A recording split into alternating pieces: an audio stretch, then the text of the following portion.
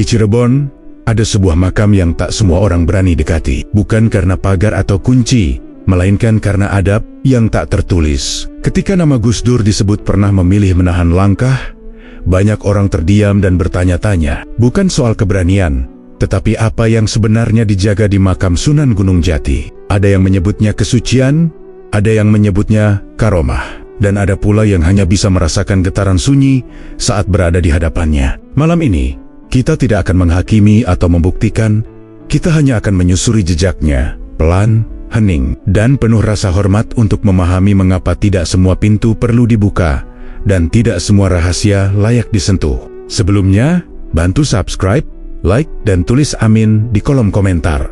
Semoga rezekinya lancar. Amin, ya robbal alamin. Sebuah kalimat sederhana mendadak mengguncang ruang percakapan publik. Bukan kalimat yang diucapkan dengan nada keras, melainkan bisikan yang menyebar dari satu cerita ke cerita lain. Kalimat itu menyebut bahwa Gus Dur saja tak berani masuk ke makam Sunan Gunung Jati.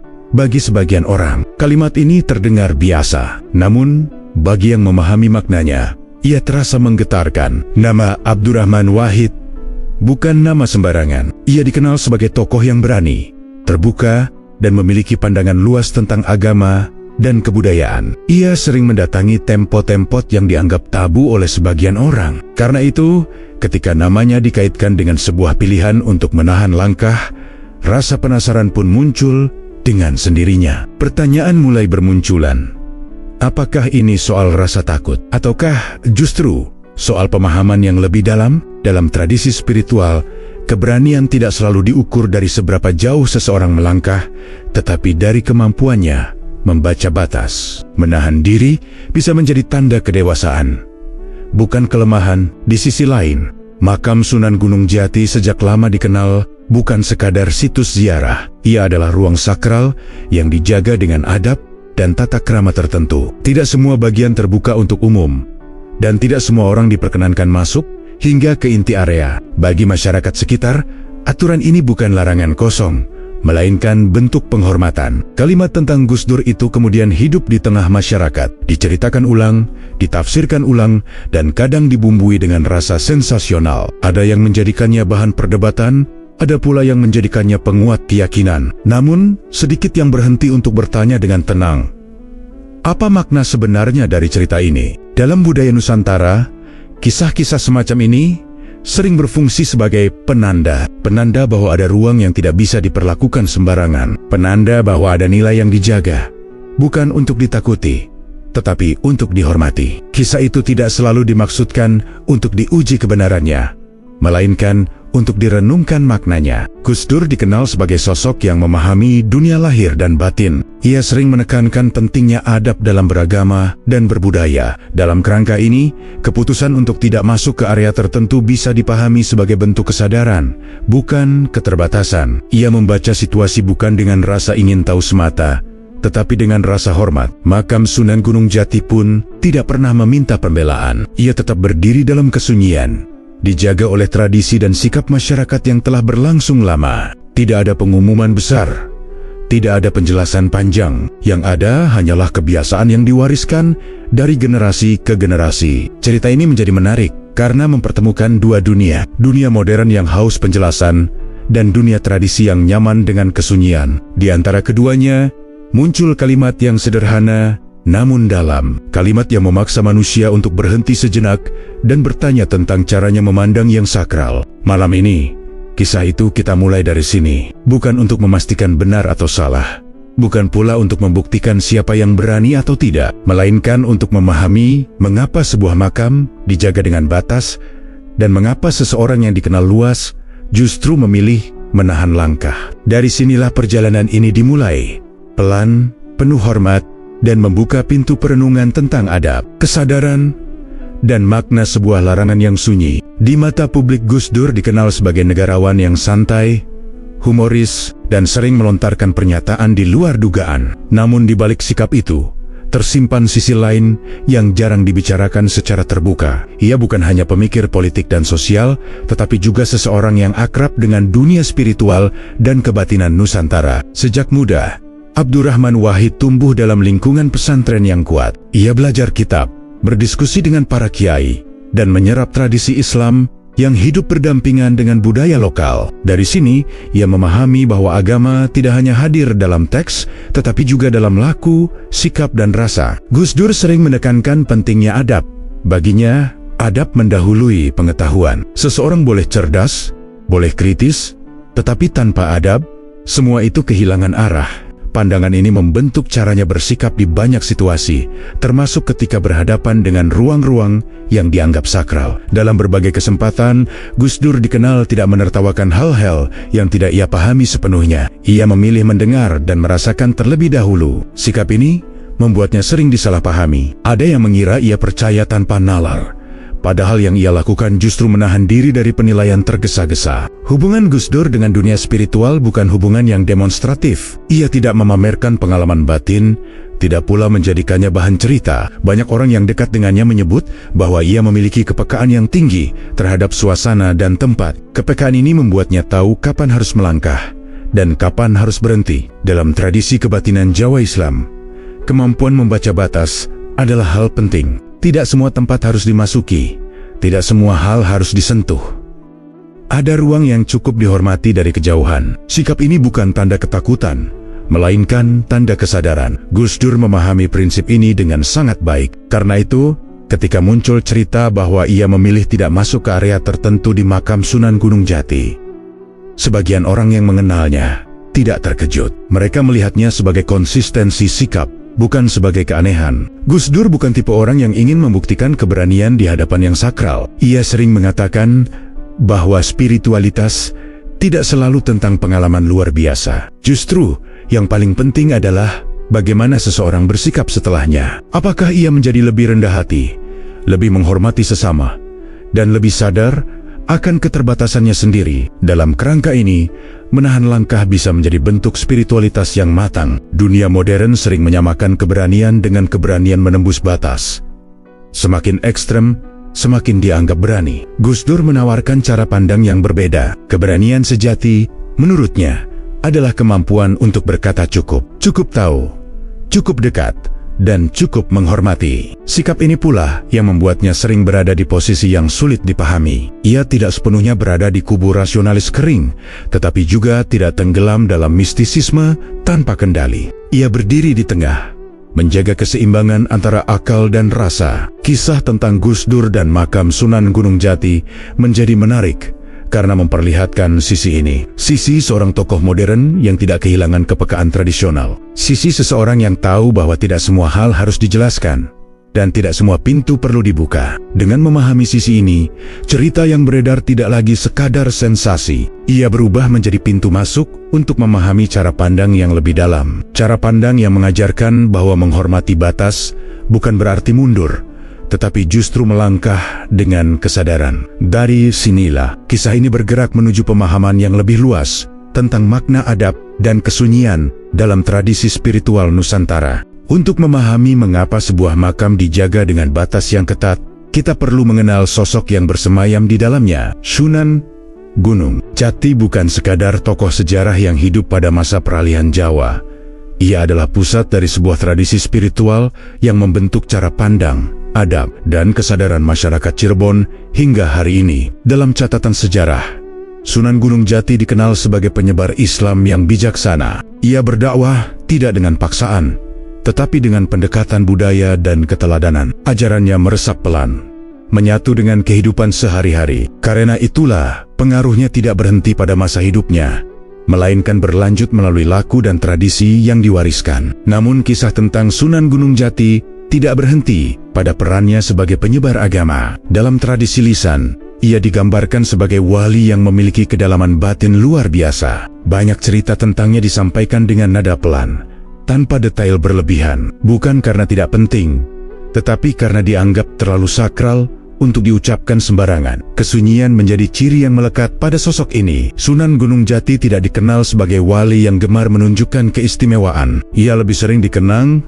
melalui sikap dan pengaruhnya terhadap lingkungan sekitar. Dalam tradisi spiritual, semakin tinggi makom seseorang, semakin ia menjauh dari keramaian. Kesunyian bukan pelarian, melainkan pilihan sadar. Makam Sunan Gunung Jati pun dibentuk dengan semangat yang sama. Ia bukan sekadar tempat ziarah, melainkan ruang sakral yang dijaga dengan tata krama. Tidak semua area terbuka untuk umum. Ada lapisan-lapisan ruang yang hanya bisa didekati dengan izin dan kesiapan tertentu. Bagi masyarakat sekitar, aturan ini bukan larangan kosong, tetapi bentuk penghormatan terhadap kewalian. Penjagaan kesunyian ini tidak dilakukan dengan ancaman atau paksaan. Ia dijaga melalui kebiasaan, sikap, dan kesepakatan tak tertulis. Para juru kunci dan masyarakat sekitar memahami bahwa makam ini bukan milik individu, melainkan warisan spiritual bersama. Karena itu, setiap langkah di dalamnya diiringi dengan kesadaran. Bagi orang luar, batas-batas ini sering menimbulkan rasa penasaran. Mengapa tidak semua orang boleh masuk? Mengapa harus ada lapisan yang dijaga? Namun dalam tradisi wali, pertanyaan semacam ini sering dijawab dengan sikap, bukan penjelasan. Tidak semua hal perlu diterangkan. Ada yang cukup dipahami melalui rasa hormat. Kesunyian yang dijaga di sekitar Sunan Gunung Jati bukan berarti tertutup dari dunia. Justru sebaliknya, ia terbuka bagi siapapun yang datang dengan adab. Ziarah tetap dilakukan, doa tetap dipanjatkan, dan penghormatan tetap diberikan. Yang dijaga adalah cara mendekat, bukan niatnya. Disinilah letak perbedaan antara tempat suci dan objek wisata. Tempat suci menuntut kesiapan batin. Ia tidak bisa diperlakukan seperti ruang publik biasa. Kesadaran ini yang membuat masyarakat setempat begitu hati-hati menjaga tata krama di area makam. Ketika kisah tentang Gus Dur yang menahan langkah dikaitkan dengan makam ini, maknanya menjadi lebih jelas. Bukan soal keberanian atau ketakutan, melainkan soal pemahaman terhadap karakter tempat tersebut. Sunan Gunung Jati dikenang sebagai wali yang dijaga kesunyiannya. Bahkan, setelah wafat, kesunyian itu bukan untuk menjauhkan manusia, tetapi untuk mengingatkan bahwa ada ruang dalam hidup yang tidak bisa dimasuki dengan rasa ingin tahu semata. Ruang yang hanya bisa didekati dengan adab, kesadaran, dan kerendahan hati. Dari pemahaman inilah, kisah tentang larangan dan batas mulai menemukan maknanya yang lebih dalam. Dalam tradisi Islam Nusantara, makam para wali tidak pernah dipahami sebagai ruang biasa. Ia bukan sekadar tempat peristirahatan terakhir, melainkan titik temu antara sejarah, doa, dan adab. Karena itu, tidak semua makam diperlakukan dengan cara yang sama, dan tidak semua bagian makam dibuka untuk umum. Disinilah banyak orang mulai bertanya, mengapa ada batas yang tidak boleh dilampaui? Batas-batas ini tidak lahir dari keinginan untuk menutup diri. Ia tumbuh dari kesadaran panjang tentang kesakralan ruang. Masyarakat lama memahami bahwa ada tempat yang cukup didekati, bukan dimasuki. Pendekatan ini bukan bentuk penghindaran,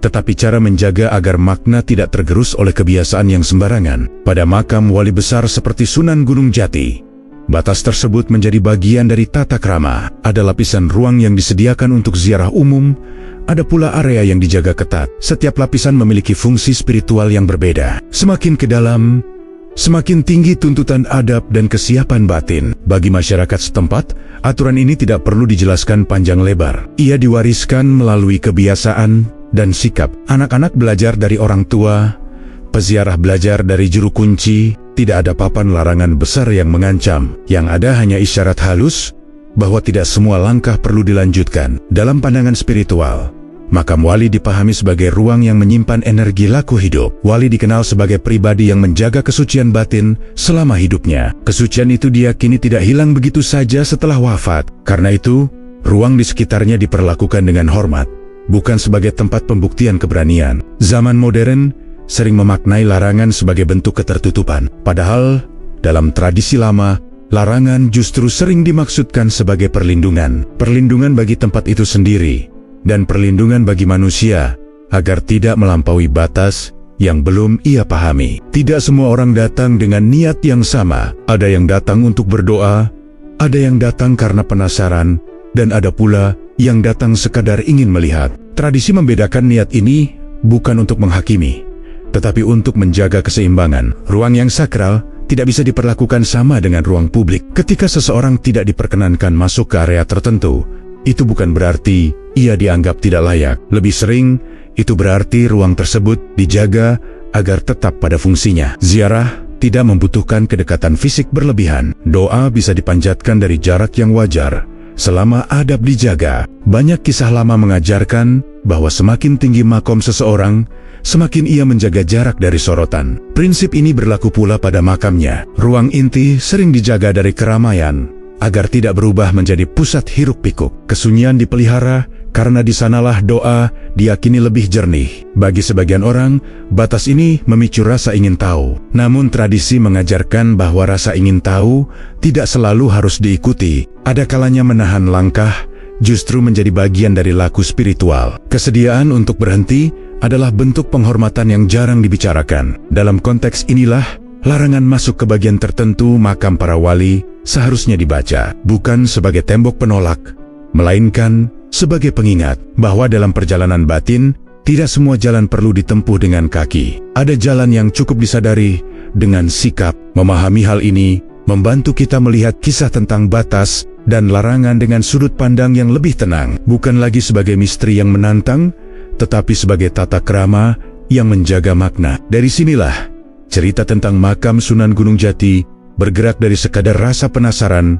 menuju pemahaman tentang adab, kesadaran, dan penghormatan terhadap yang sakral. Ziarah dalam tradisi Islam Nusantara bukan sekadar perjalanan fisik menuju sebuah makam. Ia adalah perjalanan batin yang menuntut kesiapan sikap. Orang datang bukan untuk melihat dari dekat, melainkan untuk menata niat. Karena itu, adab menempati posisi yang lebih utama daripada jarak langkah atau keberanian mendekat. Sejak lama, masyarakat Nusantara memahami ziarah sebagai laku hormat. Doa didahulukan, sikap dijaga, dan ucapan ditata. Tidak ada tuntutan untuk masuk ke ruang terdalam. Yang penting adalah kehadiran hati. Dalam kerangka ini, adab menjadi pintu pertama yang harus dilewati sebelum seseorang berharap memperoleh ketenangan. Pada makam para wali, adab ini dijaga lebih ketat, bukan karena ingin membatasi, melainkan karena pengalaman panjang mengajarkan bahwa ruang sakral mudah kehilangan makna jika diperlakukan sembarangan. Masyarakat setempat belajar dari generasi ke generasi bahwa ziarah yang baik adalah ziarah yang tenang. Makam Sunan Gunung Jati menjadi contoh nyata bagaimana adab bekerja dalam praktik. Peziarah datang dari berbagai latar belakang, namun mereka diingatkan untuk menyamakan sikap, berpakaian sopan, berbicara pelan, dan menjaga perilaku. Aturan ini tidak tertulis panjang lebar, tetapi terasa kuat karena dijalankan bersama. Adab juga mengajarkan batas, tidak semua area harus dimasuki, dan tidak semua rasa ingin tahu harus dipenuhi. Dalam ziarah, menahan diri seringkali lebih bermakna daripada melangkah lebih jauh. Sikap ini menumbuhkan kesadaran bahwa doa tidak bergantung pada kedekatan fisik, melainkan pada kejernihan niat. Dalam Islam Nusantara, adab tidak mematikan akal. Ia justru menuntun akal agar berjalan seiring dengan rasa. Seseorang boleh bertanya, tetapi juga perlu tahu kapan berhenti. Boleh mencari penjelasan, tetapi juga perlu memberi ruang pada kesunyian. Keseimbangan inilah yang dijaga oleh tradisi. Ziarah yang baik tidak menuntut sensasi. Ia tidak membutuhkan pengalaman luar biasa untuk dianggap sah. Banyak orang pulang dengan tenang hanya karena mampu menahan diri dari hal-hal yang tidak perlu. Dalam ketenangan itulah, doa diyakini menemukan jalannya. Zaman modern sering memandang adab sebagai sesuatu yang kaku. Namun bagi masyarakat lama, adab justru membebaskan. Ia membebaskan manusia dari dorongan pamer, dari keinginan melampaui batas, dan dari hasrat menjadikan yang sakral sebagai tontonan. Adab menjaga agar ziarah tetap menjadi ibadah, bukan atraksi. Ketika adab diabaikan, yang terjadi seringkali adalah kegaduhan. Tempat suci berubah menjadi ramai, doa terganggu oleh lalu lalang, dan makna perlahan memudar. Tradisi belajar dari pengalaman ini, lalu membangun pagar tak kasat mata berupa tata krama dan kesepakatan bersama. Dalam konteks kisah tentang larangan masuk ke area tertentu, adab menjadi kunci pemahaman. Larangan bukanlah penolakan terhadap peziarah, melainkan ajakan untuk bersikap lebih halus. Ajakan untuk menyadari bahwa mendekat tidak selalu berarti masuk, dan menghormati tidak selalu berarti menyentuh. Banyak tokoh spiritual mengajarkan bahwa adab adalah cermin kedewasaan iman. Seseorang yang beradab tahu kapan harus maju dan kapan harus berhenti. Ia tidak merasa dirugikan ketika diminta menjaga jarak, karena ia memahami tujuan yang lebih besar. Dengan memahami adab ziarah dalam Islam Nusantara, kisah tentang makam Sunan Gunung Jati mulai terbaca dengan jernih. Batas-batas yang ada bukanlah misteri yang menantang, melainkan penanda sikap, penanda bahwa dalam mendekati yang sakral, yang paling penting bukan langkah kaki, tetapi kebersihan niat dan ketenangan hati. Dalam banyak cerita yang beredar, kata larangan sering terdengar menakutkan. Ia dibayangkan sebagai ancaman atau peringatan keras. Padahal dalam tradisi spiritual Nusantara, batas tidak diciptakan untuk menakuti, melainkan untuk menjaga. Ia hadir sebagai penanda agar manusia tidak melangkah tanpa kesiapan, dan agar ruang sakral tetap berada pada fungsinya. Batas yang dijaga di sekitar makam para wali tidak lahir dari rasa curiga terhadap peziarah. Ia tumbuh dari pengalaman panjang tentang bagaimana makna bisa memudar ketika adab diabaikan. Masyarakat lama memahami bahwa kesakralan tidak bisa dipertahankan dengan kata-kata saja, melainkan dengan sikap kolektif yang konsisten. Pada makam Sunan Gunung Jati, batas itu terlihat jelas dalam pembagian ruang. Ada area yang terbuka untuk umum. Ada pula bagian yang dijaga lebih ketat. Pembagian ini bukan bentuk pengistimewaan, melainkan cara menjaga keseimbangan antara ziarah dan kesunyian. Tanpa batas, keramaian mudah mengambil alih. Bagi peziarah yang datang dengan niat baik, batas seharusnya tidak menjadi penghalang. Justru ia menjadi pengingat untuk menata sikap. Ketika seseorang diminta berhenti, ia diajak untuk merenung, bukan untuk mundur. Menahan langkah adalah bagian dari perjalanan batin. Sama pentingnya dengan melangkah maju. Dalam tradisi spiritual, ada keyakinan bahwa tidak semua orang berada pada kesiapan yang sama. Batas membantu setiap orang menemukan posisinya sendiri. Ada yang cukup berada di luar, ada yang diizinkan mendekat lebih jauh. Perbedaan ini tidak dimaksudkan untuk membeda-bedukan nilai manusia, melainkan untuk menjaga keselarasan. Zaman modern sering memaknai batas sebagai sesuatu yang harus ditembus. Keberanian diukur dari seberapa jauh seseorang bisa melanggar larangan. Namun tradisi lama menawarkan sudut pandang lain. Keberanian sejati justru terlihat ketika seseorang mampu menahan diri. Mengetahui kapan berhenti adalah tanda kedewasaan, bukan kekalahan. Banyak kisah lama mengajarkan bahwa yang sakral tidak menyukai kegaduhan. Ia melemah ketika terlalu banyak disentuh tanpa adab. Karena itu, batas dijaga agar ruang tetap bersih dari niat-niat yang tidak perlu. Penjagaan ini tidak selalu terlihat, tetapi terasa melalui suasana yang tenang. Para juru kunci dan masyarakat sekitar berperan penting dalam menjaga batas ini. Mereka tidak berdiri sebagai penjaga yang menakutkan, melainkan sebagai pengingat. Dengan bahasa halus dan sikap tenang, mereka mengarahkan peziarah untuk tetap berada dalam koridor adab. Cara ini jauh lebih efektif daripada larangan keras. Batas juga berfungsi sebagai pelindung bagi peziarah.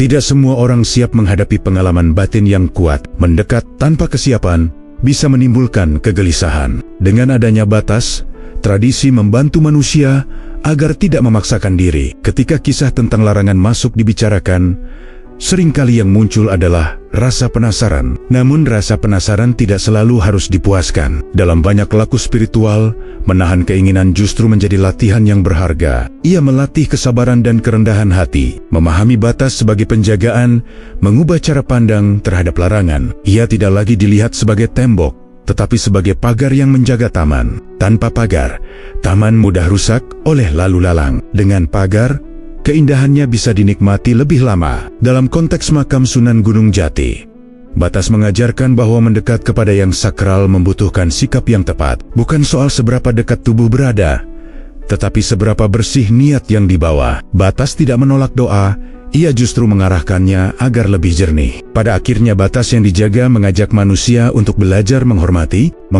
ruang, tradisi, dan dirinya sendiri. Ketika batas dipahami dengan cara ini, larangan tidak lagi menakutkan. Ia berubah menjadi penuntun yang halus, mengingatkan bahwa dalam perjalanan batin, tidak semua langkah harus ditempuh untuk sampai pada makna. Di balik pagar, lorong dan batas yang dijaga dengan tenang, ada sosak-sosak yang jarang disorot kamera. Mereka bukan tokoh besar, bukan pula pencari perhatian. Mereka adalah para juru kunci penjaga sunyi yang memikul amanah untuk merawat ruang sakral. Dari merekalah kisah-kisah lisan mengalir, bukan sebagai cerita sensasional, melainkan sebagai ingatan yang dijaga. Para juru kunci memahami bahwa tugas mereka bukan sekadar menjaga fisik makam, tetapi menjaga suasana. Mereka mengatur ritme, menenangkan keramaian, dan mengingatkan adab dengan bahasa halus. Banyak hal tidak dituliskan, tidak diumumkan, dan tidak diperdebatkan. Ia disampaikan melalui sikap dan kebiasaan yang berulang,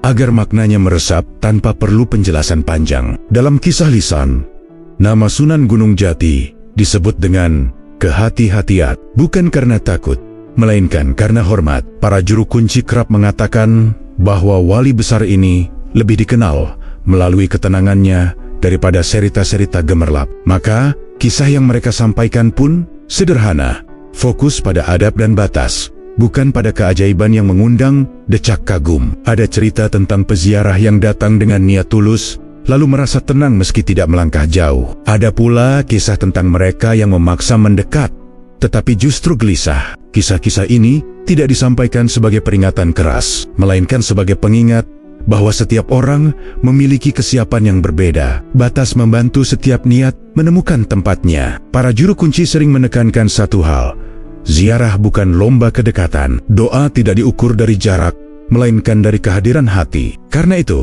mereka lebih memilih menjaga alur peziarah agar tetap tertib dan tenang, daripada membuka semua ruang demi memuaskan rasa ingin tahu. Bagi mereka, ketertiban adalah bagian dari ibadah. Kisah lisan juga mencatat bagaimana perubahan zaman memengaruhi cara orang datang. Dulu, peziarah datang dengan langkah pelan dan waktu panjang. Kini, banyak yang datang dengan kamera dan jadwal singkat. Para juru kunci tidak menolak perubahan, tetapi berusaha menyeimbangkannya. Mereka mengingatkan bahwa tempat suci membutuhkan waktu-waktu untuk diam, bukan untuk tergesa. Ada pula cerita tentang malam-malam tertentu yang dijaga lebih hening, bukan karena ada larangan baru, melainkan karena suasana meminta begitu. Dalam tradisi lisan, waktu dan ruang memiliki ritme.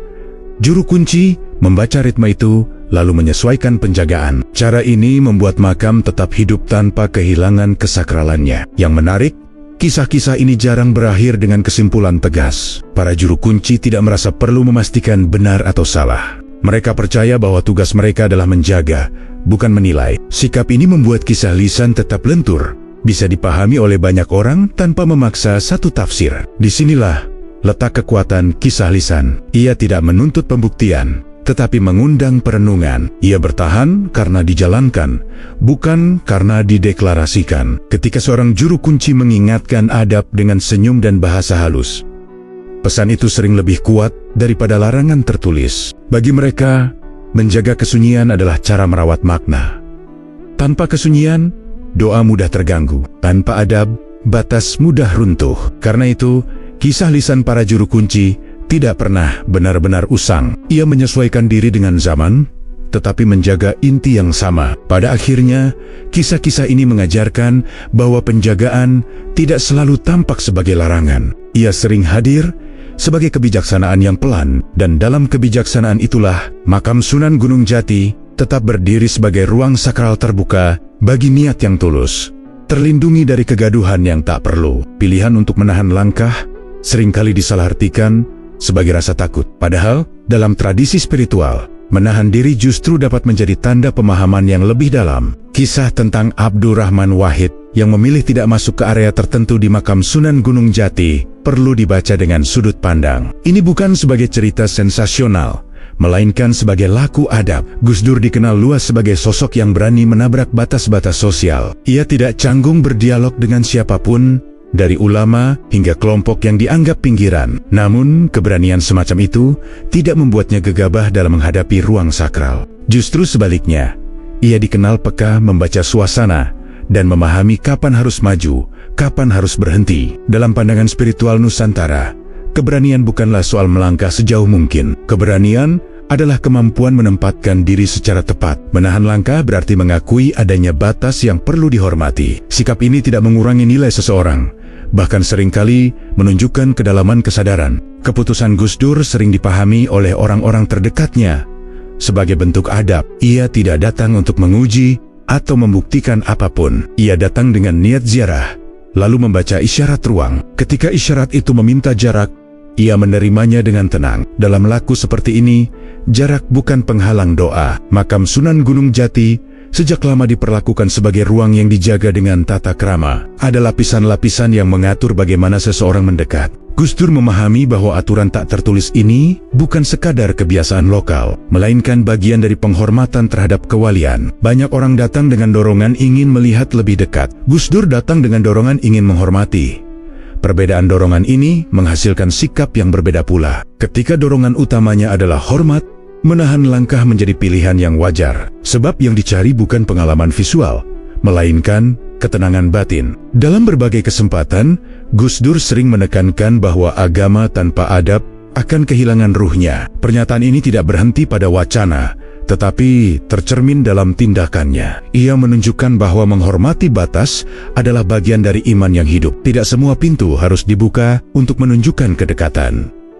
Sikap ini juga berkaitan dengan pemahaman tentang kesunyian. Banyak tokoh spiritual percaya bahwa kesunyian adalah penjaga makna. Ketika sebuah ruang dijaga dari keramaian, ia memberi kesempatan bagi doa untuk tetap jernih. Gus Dur memahami bahwa terlalu banyak langkah justru bisa mengganggu kesunyian itu. Zaman modern sering mengukur keberanian dari seberapa jauh seseorang berani melanggar. Gus Dur menawarkan ukuran yang berbeda. Keberanian sejati adalah kemampuan mengendalikan diri, menahan langkah bukan mundur, melainkan memilih cara mendekat yang lebih halus. Keputusan ini tidak dibuat untuk dilihat atau dibicarakan. Ia terjadi begitu saja, sebagai respons alami terhadap suasana. Namun karena nama Gus Dur dikenal luas, pilihan sunyi itu pun menjadi cerita. Cerita yang kemudian dibaca dengan berbagai tafsir, dari yang kagum hingga yang skeptis. Jika kisah ini disimak dengan tenang, pesannya menjadi jelas. Gus Dur tidak mengajarkan ketakutan, tetapi adab. Ia menunjukkan bahwa mendekat kepada yang sakral membutuhkan kepekaan. Kadang, langkah terbaik adalah langkah yang ditahan. Pada akhirnya pilihan Gus Dur menahan langkah mengajak kita merenung. Apakah dalam hidup kita selalu harus masuk lebih jauh untuk merasa dekat? Ataukah kedekatan sejati justru lahir ketika kita tahu batas? Di hadapan ruang sakral, jawaban itu seringkali ditemukan dalam kesunyian saat seseorang memilih berhenti, bukan karena tak berani, tetapi karena tahu bagaimana menghormati. Dalam beberapa dekade terakhir, cara manusia mendatangi makam para wali mengalami perubahan. Ziarah yang dulu dilakukan dengan langkah pelan dan waktu yang panjang, kini sering dipadatkan dalam jadwal singkat. Kamera menyala, ponsel terangkat, dan pengalaman batin kerap bergeser menjadi dokumentasi visual. Di titik inilah muncul pertanyaan penting. Apakah makam wali masih dipahami sebagai ruang sakral, atau perlahan berubah menjadi objek wisata? Ruang sakral memiliki logika yang berbeda dengan ruang publik. Ia menuntut ketenangan, kesabaran, dan sikap hormat. Kehadirannya tidak untuk dikonsumsi cepat, melainkan untuk direnungi. Karena itu, tradisi lama menempatkan adab sebagai pintu utama. Tanpa adab, kedekatan fisik tidak membawa makna, bahkan bisa mengaburkan tujuan ziarah itu sendiri. Pada makam Sunan Gunung Jati, perbedaan ini terasa jelas. Masyarakat setempat menjaga agar ziarah tetap berada dalam koridor ibadah. Ada alur yang diikuti, ada batas yang dihormati, bukan untuk membatasi jumlah peziarah, melainkan untuk menjaga suasana agar doa tidak terganggu oleh hiruk-pikuk. Objek wisata menuntut akses seluas-luasnya. Ia mengundang keramaian dan pergerakan cepat. Ruang sakral justru sebaliknya, ia membutuhkan ritme yang lambat dan keheningan yang terjaga. Ketika dua logika ini bertemu tanpa penyangga, ketegangan pun muncul. Ziarah berisiko kehilangan ruhnya, sementara tempat suci berisiko kehilangan kesakralannya. Banyak peziarah datang dengan niat baik, namun terbawa kebiasaan zaman. Keinginan untuk mengabadikan momen seringkali mengalahkan kebutuhan untuk berdiam. Padahal, tradisi mengajarkan bahwa momen paling berharga justru terjadi ketika tidak ada yang direkam. Ketika seseorang duduk tenang, menata niat, dan membiarkan doa mengalir tanpa gangguan. Para penjaga dan juru kunci berusaha menjaga keseimbangan ini. Mereka memahami perubahan zaman, tetapi juga tahu batas yang tidak boleh dilanggar. Dengan bahasa halus dan pengaturan alur, mereka mengarahkan peziarah agar tetap menghormati ruang. Upaya ini sering tidak terlihat, namun dampaknya besar dalam menjaga suasana. Perubahan cara berziarah juga memengaruhi cara orang memahami larangan. Ketika ruang sakral diperlakukan seperti objek wisata, batas-batas akan terasa mengganggu. Namun ketika ruang sakral dipahami sebagai tempat ibadah, batas justru terasa membantu. Ia mengingatkan bahwa tujuan ziarah bukanlah mendekat sejauh mungkin, melainkan menata hati sebaik mungkin. Dalam tradisi Nusantara, makam wali dipahami sebagai tempat belajar adab. Seseorang belajar berbicara pelan, bergerak tertib, dan menghargai orang lain. Nilai-nilai ini sulit tumbuh jika ruang dipenuhi keramaian. Karena itu, kesunyian dijaga bukan untuk menutup diri, melainkan untuk mendidik. Zaman modern menawarkan kemudahan, tetapi juga membawa risiko. Ketika segala sesuatu dipercepat, ruang untuk perenungan menyempit. Kisah tentang makam wali lalu direduksi menjadi sensasi, padahal maknanya jauh lebih dalam. Menjaga makam sebagai ruang sakral berarti melawan arus percepatan ini dengan kesadaran. Makam sebagai ruang sakral mengajarkan bahwa tidak semua tempat diciptakan untuk hiburan. Ada tempat yang keberadaannya justru mengundang manusia untuk melambat, untuk berhenti sejenak dari tuntutan tampil, dan kembali pada niat yang sunyi. Di ruang seperti inilah doa menemukan kedalamannya. Jika ziarah dipahami kembali sebagai ibadah, bukan wisata, maka banyak perdebatan akan mereda dengan sendirinya. Batas tidak lagi dipertanyakan. Adab tidak lagi dianggap kaku. Semuanya menemukan tempatnya masing-masing. Makam wali tetap terbuka bagi siapapun yang datang dengan niat baik, namun terlindungi dari perlakuan yang tidak selaras. Pada akhirnya menjaga makam sebagai ruang sakral adalah menjaga makna ziarah itu sendiri, bukan dengan menutup pintu, tetapi dengan mengingatkan cara mendekat. Sebab dalam perjalanan batin, yang paling dekat bukanlah yang paling masuk ke dalam, melainkan yang paling mampu menjaga sikap. Dalam kisah para wali, karomah sering hadir tanpa suara. Ia tidak diumumkan, tidak dipamerkan, dan tidak diminta. Karomah dipahami sebagai anugerah yang menyertai laku hidup yang lurus, bukan tujuan yang dikejar. Karena itu, para wali justru dikenal menjaga kesunyian agar makna tidak bergeser menjadi sensasi. Kesunyian bukan berarti menjauh dari manusia. Ia adalah cara menjaga batin agar tetap jernih. Banyak wali hidup di tengah masyarakat, namun memilih tidak menonjolkan diri. Mereka membiarkan laku berbicara lebih keras daripada cerita. Dalam tradisi ini, semakin tinggi makom seseorang, semakin ia berhati-hati menjaga jarak dari sorotan. Kisah tentang Sunan Gunung Jati sering bergerak di wilayah kesunyian tersebut. Ia dikenang melalui pengaruhnya yang menetap, bukan melalui peristiwa-peristiwa menakjubkan yang diumbar. Cerita tentang karomah yang beredar pun disampaikan dengan nada rendah, seolah hanya isyarat bagi mereka yang peka. Tradisi lama mengajarkan bahwa karomah bukan ukuran kemuliaan. Ukuran sejati adalah akhlak. Jika sebuah kisah membuat manusia lebih rendah hati, lebih sabar, dan lebih menghormati sesama, maka kisah itu dianggap membawa kebaikan. Sebaliknya, jika ia menumbuhkan rasa ingin unggul dan haus pengakuan, maka patut dicurigai. Kesunyian membantu menjaga keseimbangan ini. Tanpa kesunyian, karomah mudah berubah menjadi tontonan, dan ketika menjadi tontonan, maknanya mudah menyusut. Karena itu, para wali memilih jalan yang pelan. Mereka membiarkan karomah tetap berada di wilayah batin, tidak ditarik ke permukaan untuk dibuktikan. Makam para wali pun mengikuti prinsip yang sama. Kesunyian dijaga agar doa tetap jernih. Batas-batas diatur agar keramaian tidak menggerus suasana. Bukan karena ada sesuatu yang disembunyikan, melainkan karena ada sesuatu yang ingin dijaga. Dalam keheningan, manusia diajak menyimak, bukan menuntut. Zaman modern sering memaksa karomah untuk tampil. Pengalaman batin diminta hadir dalam bentuk cerita dramatis, foto, atau rekaman. Ketika itu tidak tersedia, kisahnya dianggap lemah. Namun tradisi spiritual tidak berjalan di jalur pembuktian, ia berjalan di jalur pemaknaan. Para juru kunci dan sesepuh memahami risiko ini. Mereka cenderung menahan cerita, bukan karena takut disalahpahami, tetapi karena ingin menjaga inti. Mereka tahu bahwa tidak semua orang datang dengan kesiapan yang sama. Kesunyian memberi ruang agar setiap orang menemukan maknanya sendiri. Karomah juga sering diuji oleh rasa ingin tahu manusia.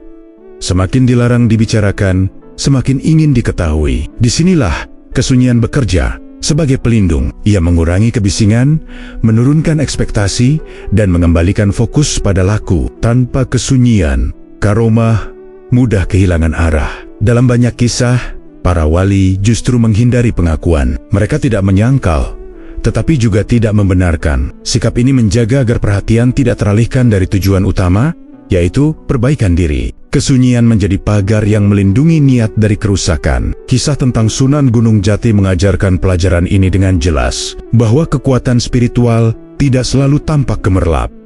Ia sering hadir sebagai ketenangan yang menetap. Kesunyian yang menenangkan lebih berharga daripada cerita yang menghebohkan. Pada akhirnya karomah dan kesunyian tidak dapat dipisahkan. Karomah yang sejati tumbuh dalam kesunyian, dan kesunyian menjaga karomah tetap bermakna. Ketika manusia belajar menghormati kesunyian, Ia tidak kehilangan apapun. Justru di sanalah ia menemukan ruang untuk merenung, menata niat, dan mendekat kepada yang sakral tanpa perlu sorotan. Kisah ini mengajak kita untuk membaca kisah para wali dengan cara yang lebih halus, bukan untuk memastikan keajaiban, tetapi untuk menangkap pesan bahwa dalam perjalanan batin, yang paling penting bukan apa yang terlihat, melainkan apa yang dijaga dalam diam. Rasa ingin tahu adalah bagian alami dari manusia. Ia mendorong pencarian ilmu, membuka wawasan, dan menggerakkan peradaban. Namun, ketika berhadapan dengan ruang sakral, rasa ingin tahu yang tidak disertai adab bisa berubah menjadi persoalan. Dalam banyak kisah ziarah,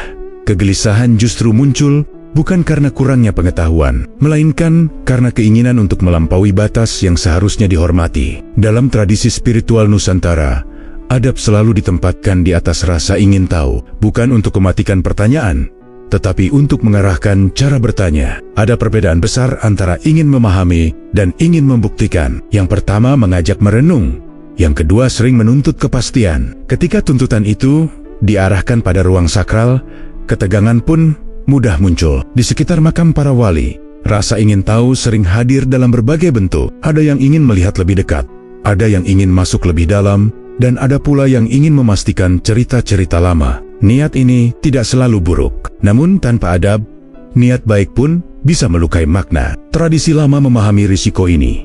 Karena itulah batas dijaga dengan kesepakatan bersama. Makam Sunan Gunung Jati sering menjadi contoh bagaimana adab diuji oleh rasa ingin tahu. Banyak peziarah datang dengan pertanyaan yang tulus, namun sebagian datang dengan dorongan untuk melampaui aturan. Ketika dorongan itu lebih kuat daripada sikap hormat, ruang sakral kehilangan ketenangannya. Zaman modern memperkuat dorongan ini. Informasi serba cepat membuat manusia terbiasa mendapatkan jawaban instan. Apa yang tidak terbuka dianggap mencurigakan, apa yang dibatasi dianggap menantang. Pola pikir ini terbawa ke ruang-ruang yang seharusnya dijaga dengan kesunyian. Akibatnya, adab sering dianggap penghalang, bukan penuntun. Padahal adab tidak pernah dimaksudkan untuk menutup jalan.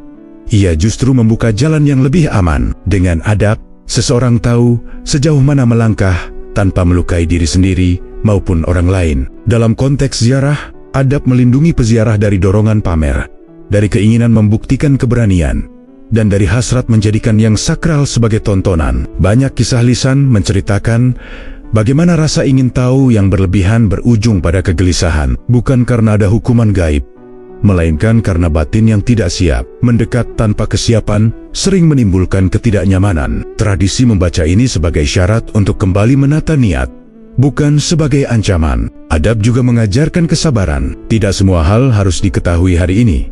Tidak semua pertanyaan harus dijawab sekarang. Ada pemahaman yang tumbuh seiring waktu dan kedewasaan. Ketika adab dijaga, pemahaman itu datang dengan sendirinya, tanpa paksaan. Rasa ingin tahu yang sehat selalu disertai kesediaan untuk berhenti.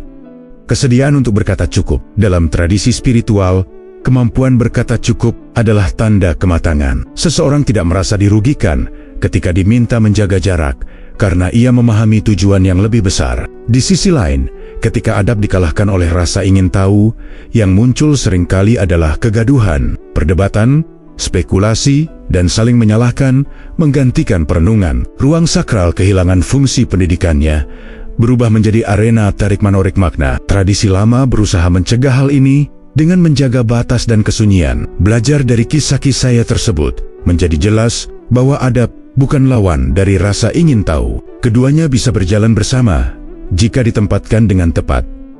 Adab memberi kerangka, rasa ingin tahu memberi arah. Tanpa adab, arah mudah tersesat. Tanpa rasa ingin tahu, adab bisa membeku. Di hadapan makam wali dan ruang-ruang sakral, keseimbangan ini menjadi kunci. Menjaga adab bukan berarti berhenti bertanya, tetapi memilih cara bertanya yang tepat. Ketika rasa ingin tahu tunduk pada adab, ziarah kembali pada hakikatnya sebagai ibadah, bukan untuk memuaskan keingintahuan semata, melainkan untuk menata hati dan memperdalam kesadaran. Pada akhirnya pelajaran terpentingnya sederhana. Yang sakral tidak menolak pertanyaan, tetapi menuntut sikap. Ketika sikap dijaga, pertanyaan menemukan jalannya. Ketika sikap diabaikan, jawaban pun menjauh. Dalam keheningan itulah, adab bekerja sebagai penuntun yang halus, menjaga agar rasa ingin tahu tetap menjadi jalan menuju pemahaman, bukan sumber kegaduhan. Perubahan zaman membawa perubahan cara manusia memandang yang sakral. Dahulu, kisah tentang makam wali beredar melalui tutur lisan dan ziarah sunyi. Kini, ia hadir di layar ponsel, dipotong menjadi potongan singkat, diberi judul mencolok, dan disebarkan dalam hitungan detik. Media sosial mengubah ruang perenungan menjadi ruang reaksi, dan perubahan ini meninggalkan jejak yang tidak kecil. Di satu sisi, media sosial membuka akses banyak orang yang sebelumnya tidak tahu, kini mengenal kisah para wali. Namun di sisi lain, akses yang terlalu cepat sering menghilangkan konteks. Ruang sakral yang seharusnya dipahami dengan adab berubah menjadi bahan diskusi instan. Yang sunyi menjadi ramai, yang dalam menjadi dangkal. Distorsi sering bermula dari niat baik. Seseorang merekam untuk berbagi pengalaman, lalu menambahkan narasi agar menarik. Namun ketika narasi itu dipotong dan diputar ulang tanpa latar, makna pun bergeser. Batas yang dijaga sebagai adab dibaca sebagai misteri menantang. Kesunyian ditafsirkan sebagai sesuatu yang disembunyikan. Pada makam Sunan Gunung Jati, perubahan ini terasa jelas. Kisah-kisah lama yang dulu disampaikan dengan hati-hati,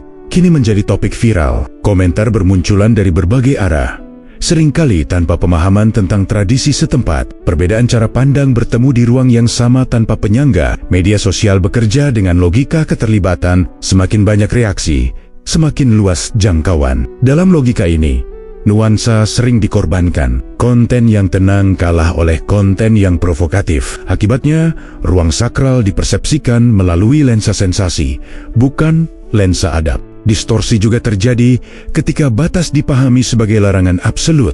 Padahal dalam tradisi, batas adalah pengarah. Ia membantu peziarah menata sikap. Ketika batas ditampilkan tanpa penjelasan, ia memicu rasa ingin tahu yang salah arah. Rasa ingin tahu itu kemudian dibalas dengan spekulasi, bukan perenungan. Banyak perdebatan di ruang digital berangkat dari potongan informasi. Orang berargumen tentang hal yang sama, tetapi dengan pijakan yang berbeda. Ada yang berbicara dari pengalaman ziarah, ada yang dari potongan video, ada pula yang dari asumsi pribadi. Tanpa konteks bersama, dialog sulit terjadi. Para penjaga dan sesepuh sering menyikapi hal ini dengan diam, bukan karena tidak peduli, melainkan karena memahami bahwa penjelasan panjang tidak selalu efektif di ruang yang bergerak cepat. Mereka memilih tetap menjaga adab di lapangan, memastikan ziarah berjalan tertib, meski perdebatan berlangsung di luar. Distorsi kesakralan juga berdampak pada peziarah baru. Banyak yang datang dengan ekspektasi tertentu karena konten yang ditonton. Ketika realitas tidak sesuai ekspektasi, kekecewaan muncul. Padahal ziarah bukan tentang memenuhi ekspektasi visual, melainkan tentang menata batin. Disinilah tantangan terbesar media sosial. Ia mengaburkan tujuan yang seharusnya menjadi sarana berbagi pengetahuan, berubah menjadi pemicu kebisingan. Namun bukan berarti media sosial harus ditolak. Yang dibutuhkan adalah cara menyikapi yang lebih bijak. Kesadaran digital menjadi penting. Membagikan kisah sakral membutuhkan tanggung jawab. Bukan semua hal layak dipublikasikan, bukan semua sudut perlu direkam. Ada nilai yang justru terjaga ketika dibiarkan sunyi. Memahami batas ini adalah bagian dari adab zaman baru. Media sosial tidak harus merusak kesakralan jika digunakan dengan sikap yang tepat. Konten yang edukatif, reflektif, dan menghormati tradisi dapat menjadi jembatan pemahaman. Namun itu menuntut kesabaran, bukan kejaran viral semata. Pada akhirnya, distorsi kesakralan bukan hanya soal teknologi, tetapi soal sikap manusia. Ketika sikap hormat mendahului keinginan berbagi, makna tetap terjaga. Ketika adab mengiringi rasa ingin tahu, ruang sakral tidak kehilangan ruhnya. Di tengah arus digital, pelajaran ini menjadi semakin penting agar yang sunyi tetap bermakna meski dunia bergerak cepat. Ketika sebuah kisah menyentuh wilayah sakral, perdebatan hampir selalu muncul. Ada yang menuntut fakta, ada yang menjaga mitos, dan ada pula yang terjebak di antara keduanya. Dalam cerita tentang makam Sunan Gunung Jati, ketegangan ini terasa jelas. Sebagian orang ingin memastikan apa yang benar-benar terjadi, sementara sebagian lain merasa cukup dengan apa yang diwariskan oleh tradisi. Mitos sering dipahami secara keliru sebagai cerita palsu. Padahal, dalam kebudayaan Nusantara, mitos adalah cara lama untuk menyampaikan makna. Ia tidak selalu bicara tentang peristiwa apa adanya, tetapi tentang nilai yang ingin dijaga. Mitos bekerja melalui simbol, bukan laporan peristiwa. Ketika simbol dibaca secara harfiah, kebingungan pun muncul. Fakta Di sisi lain, menuntut bukti yang bisa diuji. Pendekatan ini penting dalam dunia ilmu pengetahuan dan sejarah akademik. Namun tidak semua warisan budaya lahir untuk memenuhi standar pembuktian modern. Banyak kisah spiritual tumbuh dari pengalaman batin yang tidak mudah diarsipkan. Memaksakan satu pendekatan pada semua kisah seringkali justru menutup pemahaman. Pada sosok Sunan Gunung Jati, mitos dan fakta berjalan berdampingan. Sejarah mencatat perannya sebagai tokoh dakwah dan pemimpin, sementara tradisi lisan menyimpan kisah-kisah yang menekankan kebijaksanaan dan kewalian. Keduanya tidak selalu bertentangan, tetapi juga tidak selalu bisa disatukan secara sederhana. Masalah muncul ketika mitos diperlakukan sebagai fakta mutlak, atau fakta dipaksakan untuk menyingkirkan mitos sepenuhnya. Dua sikap ekstrem ini sama-sama berisik. Yang pertama bisa menutup ruang dialog, yang kedua bisa mengikis penghormatan terhadap tradisi. Disinilah sikap bijak menjadi penting. Sikap bijak tidak berarti menghindari pertanyaan. Ia justru mengajak bertanya dengan cara yang tepat. Pertanyaan tentang sejarah dan bukti sah untuk diajukan. Tetapi perlu disertai kesadaran bahwa ada wilayah makna yang tidak bisa dipadatkan menjadi data. Menghormati keterbatasan ini adalah bagian dari kedewasaan berpikir. Banyak sesepuh mengajarkan bahwa kisah wali tidak perlu dibela dengan emosi. Jika sebuah kisah membawa kebaikan, ia akan bertahan dengan sendirinya. Jika tidak, ia akan memudar tanpa perlu diserang. Sikap ini menjaga agar tradisi tetap hidup tanpa menjadi beban. Di ruang digital, sikap bijak sering kalah oleh suara keras. Mitos dijadikan bahan ejekan, fakta dijadikan senjata. Padahal tujuan awalnya bisa sama, yaitu mencari pemahaman. Ketika tujuan itu terlupakan, perdebatan berubah menjadi saling meniadakan. Sikap bijak juga berarti memahami konteks. Apa yang berlaku di satu zaman tidak selalu relevan di zaman lain. Tradisi memiliki logika sendiri yang lahir dari kebutuhan masyarakatnya. Membaca tradisi tanpa memahami konteksnya ibarat membaca peta tanpa mengenal medan. Dalam ziarah, sikap bijak tercermin dalam adab. Peziarah tidak dituntut untuk mempercayai semua cerita, tetapi diminta untuk bersikap hormat. Hormat bukan berarti menutup akal, melainkan menempatkan akal pada posisinya. Akal bertanya, adab menuntun. Kisah tentang makam wali akan selalu berada di antara mitos dan fakta. Ia tidak akan pernah sepenuhnya selesai diperdebatkan.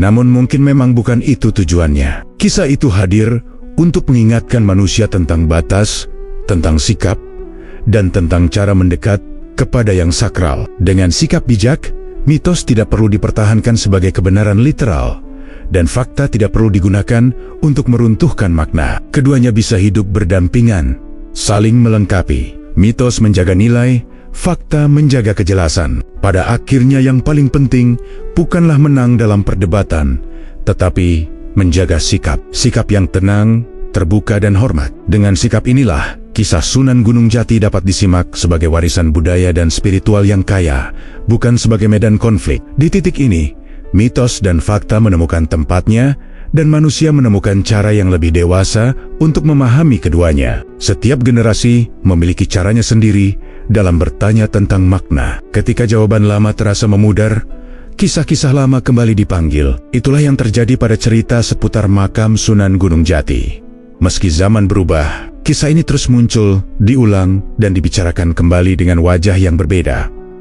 Pengulangan bukan selalu tanda kebingungan. Dalam banyak tradisi, pengulangan justru berfungsi sebagai pengingat. Sesuatu diulang karena ia belum selesai menjalankan perannya. Kisah wali berulang karena manusia terus mencari rujukan tentang sikap, batas, dan arah hidup. Ketika dunia terasa terlalu cepat, cerita lama menawarkan ritme yang lebih pelan. Nama Sunan Gunung Jati kembali disebut bukan karena sensasi, melainkan karena simbol yang ia wakili. Ia menjadi titik temu antara sejarah, spiritualitas, dan budaya. Ketika satu aspek terasa goyah, manusia kembali pada simbol yang pernah memberi keseimbangan. Kisah ini hidup karena ia menjawab kebutuhan yang terus ada. Di setiap pengulangan, fokus cerita sering bergeser. Ada masa ketika kisah ditekankan pada peran dakwah, ada masa ketika pada karomah, dan kini pada adab serta batas. Pergeseran ini menunjukkan bahwa manusia tidak hanya mengulang cerita, tetapi juga menafsirkannya ulang sesuai kebutuhan zaman. Zaman digital mempercepat siklus ini. Apa yang dulu membutuhkan waktu bertahan-tahan untuk kembali dibicarakan, kini bisa muncul kembali dalam hitungan hari. Namun, kecepatan tidak selalu berarti kedalaman. Karena itu, pengulangan kisah sering disertai kesalahpahaman. Potongan cerita diambil tanpa konteks, lalu disebarkan luas. Meski begitu, pengulangan juga membuka peluang. Ia memberi kesempatan untuk membaca ulang dengan kacamata yang lebih matang. Kisah yang dulu dipahami sebagai larangan keras, kini bisa dibaca sebagai ajakan menjaga adab. Kisah yang dulu dianggap mistis, kini dipahami sebagai simbol sikap hidup. Masyarakat tradisional memahami nilai pengulangan ini. Mereka tidak tergesa-gesa mengoreksi cerita. Mereka membiarkannya hidup, karena percaya bahwa setiap orang akan menangkap pesan yang berbeda sesuai kesiapan batinnya. Kisah berfungsi seperti cermin. Ia tidak berubah, tetapi pantulan di dalamnya selalu baru. Pengulangan juga menandai adanya pertanyaan yang belum selesai. Selama manusia masih bertanya tentang batas antara iman dan logika, tentang adab dan rasa ingin tahu, kisah ini akan terus relevan. Ia menjadi ruang dialog lintas generasi, meski seringkali dialog itu tidak disadari. Di sisi lain, pengulangan bisa melelahkan jika tidak disertai sikap bijak. Ketika cerita diulang hanya untuk memicu kontroversi, makna akan terkikis. Karena itu, cara mengulang sama pentingnya dengan alasan mengulang. Tradisi mengajarkan untuk mengulang dengan hormat, bukan dengan gaduh.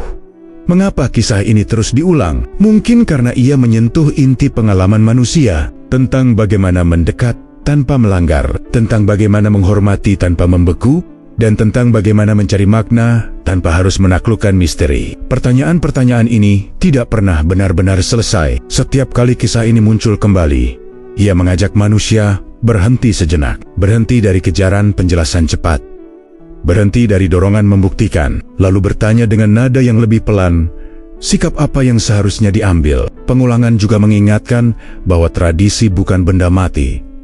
Ia hidup, bergerak, dan menyesuaikan diri. Kisah Sunan Gunung Jati tidak terkurung di masa lalu. Ia berjalan bersama waktu, menyesuaikan bahasanya, tetapi menjaga inti pesannya. Pada akhirnya, kisah ini terus diulang karena manusia terus membutuhkan penuntun sikap. Selama kebutuhan itu ada, cerita akan kembali, mengetuk kesadaran, dan mengajak merenung. Bukan untuk memberi jawaban final, melainkan untuk menjaga agar pertanyaan yang penting tidak hilang di tengah kebisingan zaman. Pada titik ini, cerita tentang batas, larangan, dan kesunyian membawa kita pada satu pemahaman penting. Yang dijaga sebenarnya bukanlah bangunan makam itu sendiri. Batu, tanah, dan dinding hanyalah wadah. Yang dijaga adalah nilai, sikap, dan kesadaran yang tumbuh di sekitarnya. Tanpa nilai itu, makam hanyalah ruang kosong yang kehilangan makna. Dalam tradisi spiritual Nusantara, tempat suci diperlakukan sebagai simbol. Ia mewakili laku hidup seseorang semasa hidupnya. Karena itu,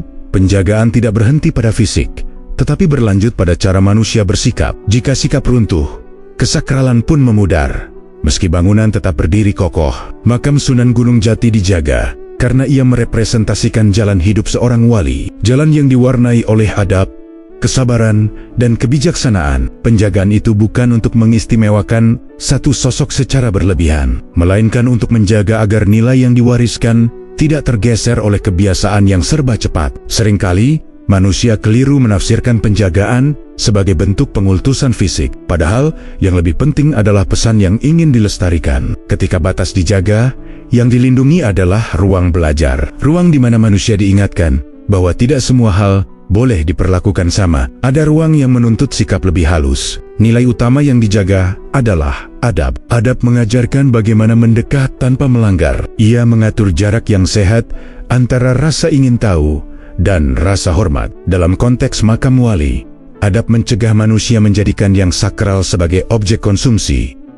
Tanpa adab, ziarah berubah menjadi rutinitas tanpa ruh. Selain adab, yang dijaga adalah kesadaran. Kesadaran bahwa manusia memiliki keterbatasan. Kesadaran bahwa tidak semua misteri perlu dibuka. Dalam dunia yang terbiasa menuntut jawaban cepat, kesadaran ini menjadi semakin penting. Ia mengajarkan bahwa berhenti sejenak bisa lebih bermakna daripada terus melangkah. Penjagaan juga melindungi niat. Banyak orang datang dengan niat yang beragam. Ada yang tulus berdoa, ada yang sekadar penasaran, ada pula yang ingin membuktikan sesuatu. Batas membantu menyeleksi niat tanpa menghakimi. Ia memberi kesempatan bagi setiap orang untuk menata kembali tujuannya. Para penjaga dan sesepuh memahami bahwa jika batas runtuh, yang rusak bukan hanya tempat, tetapi juga hubungan manusia dengan makna. Keramaian yang tak terkendali mengikis kesunyian. Tanpa kesunyian, doa kehilangan kedalaman. Karena itu, penjagaan dilakukan secara kolektif, melalui kebiasaan dan kesepakatan. Yang dijaga bukan pula rahasia besar yang menunggu dibongkar. Banyak orang mengira ada sesuatu yang disembunyikan di balik batas. Padahal seringkali tidak ada apa-apa selain kebutuhan untuk menjaga suasana. Misteri muncul justru karena manusia terbiasa mencari sensasi. Ketika sensasi itu tidak ditemukan, kekecewaan pun muncul. Namun tradisi tidak bekerja untuk memuaskan sensasi. Ia bekerja untuk membentuk sikap. Jika seseorang pulang dari ziarah dengan hati yang lebih tenang dan sikap yang lebih rendah hati, maka tujuan sudah tercapai. Tidak perlu pengalaman luar biasa.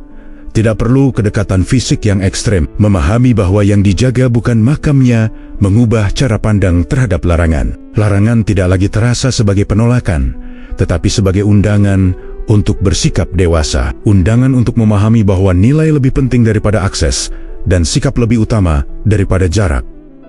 Dalam kisah ini, penjagaan menjadi cermin. Ia memperlihatkan bagaimana manusia menyikapi yang sakral, apakah dengan hormat atau dengan tuntutan. Dari sikap itulah makna sejati terbaca. Yang dijaga bukan benda, melainkan cara manusia mendekat. Pada akhirnya, jika nilai yang dijaga tetap hidup, makam akan tetap bermakna meski tanpa sorotan. Namun jika nilai itu hilang, tidak ada penjagaan fisik yang mampu menyelamatkannya. Disinilah pelajaran terpentingnya. Menjaga yang sakral berarti menjaga sikap, bukan sekadar menjaga tempat. Pada akhirnya semua kisah tentang batas, adab, dan kesunyian bermuara pada satu pelajaran sederhana. Larangan tidak selalu dimaksudkan untuk menutup jalan, tetapi seringkali hadir untuk mengarahkan sikap. Dalam tradisi spiritual, larangan adalah bahasa halus yang mengajak manusia berhenti sejenak, menata niat, dan menyadari posisinya di hadapan yang sakral. Banyak orang datang ke makam wali dengan pertanyaan besar di kepala. Apa yang sebenarnya dijaga? Mengapa ada batas yang tidak boleh dilampaui? Pertanyaan-pertanyaan ini wajar, namun tradisi mengajarkan bahwa tidak semua pertanyaan harus dijawab dengan langkah kaki. Ada jawaban yang justru muncul ketika seseorang bersedia diam. Kisah tentang makam Sunan Gunung Jati menunjukkan bagaimana larangan bekerja sebagai pengingat. Ia mengingatkan bahwa mendekat kepada yang sakral bukan soal keberanian, melainkan kesiapan. Bukan tentang seberapa jauh seseorang melangkah, tetapi seberapa jernih ia memahami tujuannya. Pelajaran sunyi ini sering terlewatkan di zaman yang serba cepat. Manusia terbiasa bergerak, membuka, dan menembus. Ketika menemui batas, reaksi pertama seringkali adalah menantang. Padahal, dalam banyak laku spiritual, justru kemampuan menahan diri yang dianggap kemajuan. Berhenti pada waktu yang tepat adalah bagian dari perjalanan. Larangan juga mengajarkan kerendahan hati. Ia menempatkan manusia pada kesadaran bahwa tidak semua ruang diciptakan untuknya. Ada ruang yang cukup dihormati dari kejauhan. Sikap ini tidak merendahkan manusia, justru mengangkatnya. Dengan menghormati batas, manusia belajar menghormati dirinya sendiri. Bagi masyarakat sekitar, larangan bukan sesuatu yang perlu diperdebatkan. Ia dijalani sebagai kebiasaan yang diwariskan. Mereka memahami bahwa kesakralan tidak bertahan karena penjelasan panjang, melainkan karena sikap kolektif yang konsisten. Kesunyian dijaga agar doa tetap menemukan ruangnya. Pelajaran lain yang muncul adalah tentang niat. Larangan membantu manusia memeriksa kembali alasan kedatangannya. Apakah untuk berdoa, atau sekadar ingin tahu? Apakah untuk menenangkan hati, atau untuk mencari pengalaman? Ketika niat menjadi jelas, banyak kegelisahan mereda dengan sendirinya. Dalam banyak kasus, mereka yang pulang dengan ketenangan bukanlah yang melangkah paling jauh, melainkan yang paling mampu menjaga sikap. Kesadaran ini mengubah cara pandang terhadap ziarah. Ziarah bukan lagi tentang akses, tetapi tentang kesiapan batin. Bukan tentang melihat lebih dekat, tetapi tentang memahami lebih dalam. Larangan juga berfungsi sebagai pelindung dari kebisingan. Di dunia yang penuh tuntutan tampil dan berbagi, larangan menciptakan ruang aman bagi kesunyian. Tanpa kesunyian, makna mudah hilang. Tanpa makna, ritual berubah menjadi rutinitas kosong. Karena itu, larangan dijaga agar ruang tetap hidup. Pelajaran sunyi ini tidak memaksa siapapun untuk percaya. Ia hanya mengajak bersikap. Seseorang boleh setuju atau tidak, percaya atau ragu. Namun tradisi meminta satu hal yang sama. Hormat. Hormat kepada ruang, kepada sesama peziarah, dan kepada nilai yang diwariskan. Ketika larangan dipahami sebagai pelajaran, bukan ancaman, banyak perdebatan kehilangan relevansinya. Pertanyaan bergeser dari apa yang disembunyikan menjadi sikap apa yang seharusnya diambil. Pergeseran ini membawa percakapan ke arah yang lebih tenang dan bermakna. Di titik inilah kisah ini menemukan penutupnya. Bukan dengan jawaban pasti, melainkan dengan ajakan merenung bahwa dalam hidup tidak semua pintu perlu dibuka. Ada pintu yang cukup diakui keberadaannya. Dengan pengakuan itu, manusia belajar menghargai batas, dan dari batas itulah lahir kebijaksanaan. Pelajaran sunyi dari sebuah larangan mengingatkan bahwa jalan spiritual tidak selalu ramai dan terang. Ia seringkali pelan, sederhana, dan penuh jeda. Dalam jeda itulah manusia diajak melihat ke dalam, menata niat, dan melangkah dengan kesadaran. Ketika sikap ini terjaga, yang sakral tetap bermakna meski tanpa penjelasan dan tanpa sorotan.